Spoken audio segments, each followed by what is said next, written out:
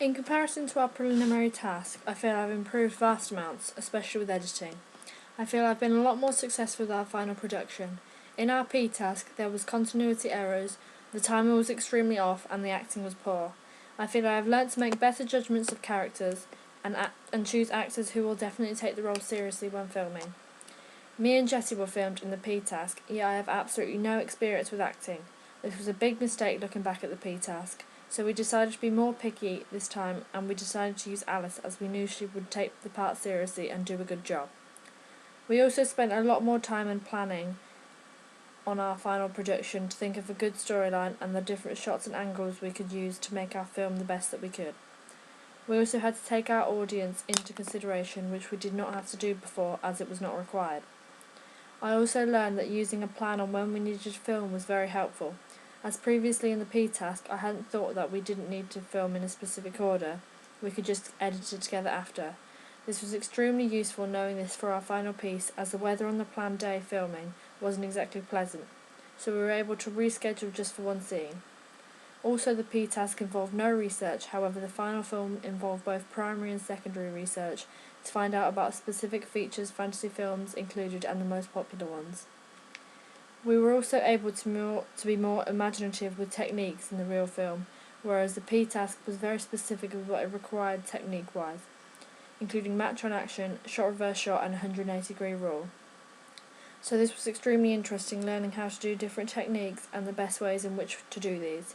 For example, having to put a camera in front of Alice's face for the point of view shot. Whilst filming the P task, it showed us how prepared we had to be for our final film.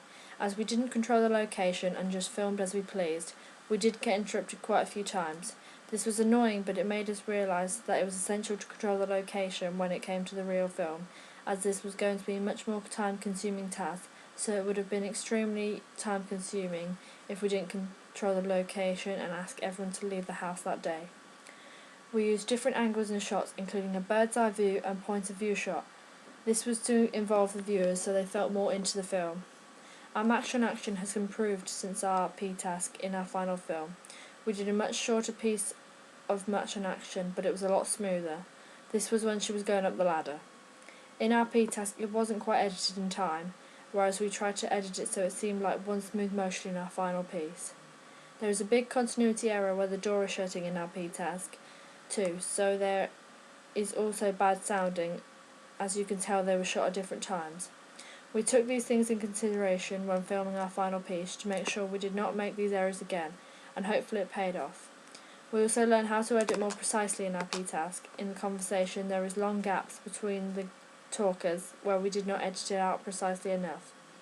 Even though in our final piece there was only one character, we made sure that there was no slow reactions when it came to editing, so it did not look like different takes. I think the P task was very useful towards the final film. It gave us practice and realisation of what may happen if we didn't plan and use time management well. It also helped develop our skills, which were very useful. We also became more of a team, as I feel we developed team working skills which we took up with us when filming in the production of our final film.